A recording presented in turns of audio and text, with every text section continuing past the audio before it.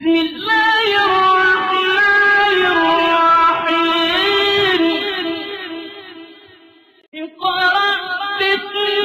ربك الذي خلق خلق الإنسان من علق اقرأ وربك الأكرم الذي علم بالقلم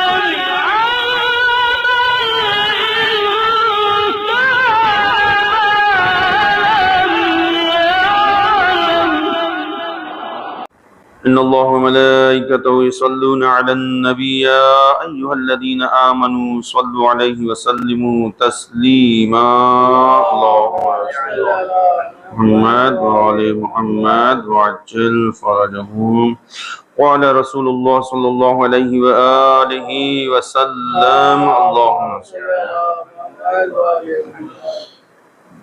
ألا أنبئكم بشراركم قالوا بلى يا رسول الله قال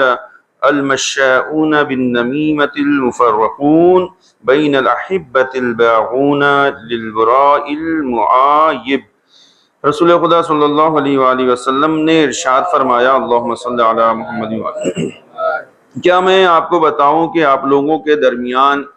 بدترین انسان کون ہے، بدترین لوگ کون ہیں، تاکہ ان کے بارے میں پتہ ہوا۔ جو لوگ بیٹھے ہوئے تھے آپ کے پاس، آپ نے ان لوگوں نے کہا کہ عرض کیا کہ یا رسول اللہ ضرور آپ اس کو بتائیں۔ بلا یا رسول اللہ۔ تو رسول اسلام صلی اللہ علیہ وآلہ وسلم نے ارشاد فرمایا کہ جو چغلخوری کرتے ہیں اور جو ہے دوستوں کے درمیان تفرقہ ڈالتے ہیں اور عیب سے پاک لوگوں کے عیب کو نکالتے ہیں یا عیب تراشی کرتے ہیں، وہ لوگ ایسے ہیں کہ جو تمہارے درمیان جو ہے بدتر انسان ہیں اور بدتر لوگ ہیں۔ لہٰذا جو ہے رسول اسلام کی اس حدیث کے آئینے میں اگر دیکھا جائے تو شرپسند انسان، شر پھیلانے والا وہ انسان بہتر نہیں ہو سکتا ہے، بلکہ وہ جو ہے وہ ہے کہ جو بدترین لوگوں میں اس کا شمار ہے۔ چغل خوری کرنے والا، ایک دوسرے کی برائی کرنے والا، پیٹھ پیچھے اس کی برائی کرنا، اس کی جو برائی کرنا، اس کو جو ہے تو اگر اس کی جو برائی کر رہا ہے تو یہ انسان جو ہے یعنی بدترین لوگوں کی لسٹ میں اور فہرست میں شامل ہوتا ہے۔ یا جو ہے مثلا تفرقہ بازی کرنا، ایک دوسرے کو لڑانا ایک دوسرے کے درمیان، یا ایسی کوئی بات کرنا جس سے ایک دوسرے مومن کے درمیان اختلاف پیدا ہو جائے، اس طرح کی باتیں کرنا، تو جس کی وجہ سے انسان جو ہے اس لسٹ میں آتا ہے کہ جو حقیقی معنوں میں رسول اسلام کے نزدیک جو ہے بدترین لوگوں میں شمار کیے جاتے ہیں۔ یا لوگوں کے عیب نکالنا، بغیر عیب کا انسان اس کے اندر جو ہے کسی نہ کسی طرح کا کوئی عیب نکالنا، انسانوں کوئی برائی نکالنا، بغیر زبردستی کوئی برائی نکالنا، تو وہ شخص جو ہے کون ہے آپ کی نظر میں؟ وہ ہے کہ جو صحیح معنوں میں اچھا انسان نہیں ہو سکتا ہے۔ امام حسین علیہ الصلوۃ والسلام کی اگر حدیث کو دیکھیں جس میں جو ہے آپ نے ارشاد فرمایا تھا خطبے میں، جس میں آپ نے بیان فرمایا کہ لا تقولن فی اخیک المؤمن اذا تواری عنك الا مثل ما تحب ان يقول فيك اذا تواریت عنه۔ آپ نے ارشاد فرمایا کہ اپنے برادر مومن، اپنے بھائی، دینی بھائی کے بارے میں اس کی غیر موجودگی میں، اس کے مثلا جو ہے غیبت میں کچھ نہ کہو سوائے ایسی بات کے کہ جسے تم پسند کرتے ہو کہ وہ تمہاری غیر موجودگی میں کہے۔ یعنی اگر وہ تمہارے پاس نہیں ہے، موجود نہیں ہے، وہ تمہارے سامنے نہیں ہے، تو اس کی غیر موجودگی میں کوئی ایسی بات نہ کہو کہ یعنی جو اس سے بری لگے جو ہے، اور خود تم کو برا لگتا ہو کہ یعنی تمہاری غیر موجودگی میں اگر تمہاری کوئی اس طرح کی باتیں کرے تو تم کو ناپسند ہوں گی۔ لہٰذا جو ہے اس طرح کی باتوں سے انسان کو پرہیز کرنا چاہیے۔ دوستی اور رفاقت یہ ہے کہ دوست کے لیے انسان کا ظاہر و باطن ایک ہونا چاہیے، جیسا ظاہر ہے ویسے ہی اس کا باطن ہونا چاہیے، جیسا باطن ہے ویسے ہی اس کا ایسا نہ ہو کہ مثلا جو انسان کی زبان پہ کچھ ہے وہ تو بہت دوستی کا دم بھر رہا ہے، لیکن جو ہے جیسے پیٹ پیچھے ہوا جو ہے ایسی جو خلوت ہوا دوسروں کے درمیان وہ اس کا جو باطن جو نکل کے آ گیا سامنے اور اس کی برائی کرنی، برائی نہیں ہونا چاہیے، بلکہ جو پیٹھ پیچھے بھی اس کی اچھائیوں کو اور اس کے جو ہے کیا نام ہے نیک چیزوں کو بیان کرنا چاہیے۔ جو لوگ مومن بھائی کی غیر موجودگی میں اس کی عیب جوئی یا تنقید کرتے ہیں لیکن اس کے سامنے تملق اور چاپلوسی کی زبان سے مخاطب ہوتے ہیں، وہ نفاق اور کیا نام ہے دو روئی جیسی صفت کا شکار ہوتے ہیں جس کا ایمان سے کوئی تعلق نہیں ہے۔ دو روئی ان کے اندر پائی جاتی ہے جن کے اندر نفاق پایا جاتا ہے، اور جس کی جو ہے دل میں نفاق پایا جائے تو پھر اس کا ایمان دھیرے دھیرے رسول اسلام نے کہا کہ ارشاد فرمایا، آپ نے فرمایا کہ اگر نفاق ہے تو وہ نفاق تمہارے ایمان کو دھیرے دھیرے اس طریقے سے ختم کر دیتا ہے جیسے دیمک لکڑیوں کو ختم کر دیتی ہے۔ لہٰذا جو ہے نفاق کب ایمان انسان کا اس کے ہاتھ سے چلا جاتا ہے اس کو احساس تک نہیں ہوتا ہے۔ اگر ہم پسند کرتے ہیں کہ ہماری غیر موجودگی میں لوگ ہمیں اچھائی سے یاد کریں اور اچھے الفاظ سے ہمارے بارے میں گفتگو کریں اور ہماری اچھائیوں کا ذکر کریں تو ہم بھی ان کی غیر موجودگی میں انہی چیزوں کو جو ہے ہمیں بروئے کار لانا چاہیے اور ایسا ہی کردار ہمیں بھی پیش کرنا چاہیے تاکہ ہم ان کی خوبیوں کو بیان کریں اور اچھائیوں کے سوا کوئی بات زبان پر نہ لائیں۔ امام نے فرمایا کہ اگر مومن کے اندر ایک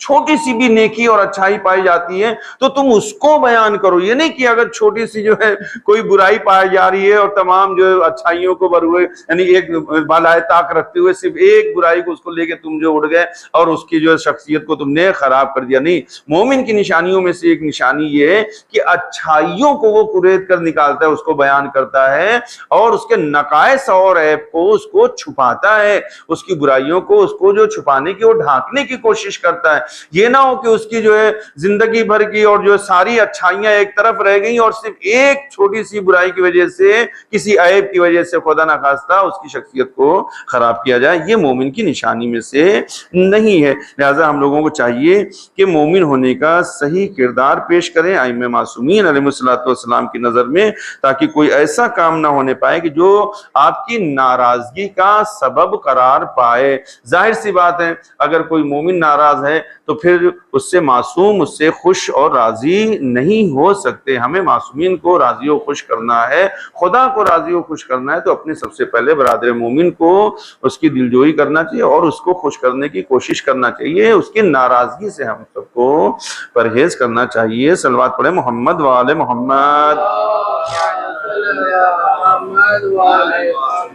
ایک مسئلہ جو ہے وضو کے سلسلے میں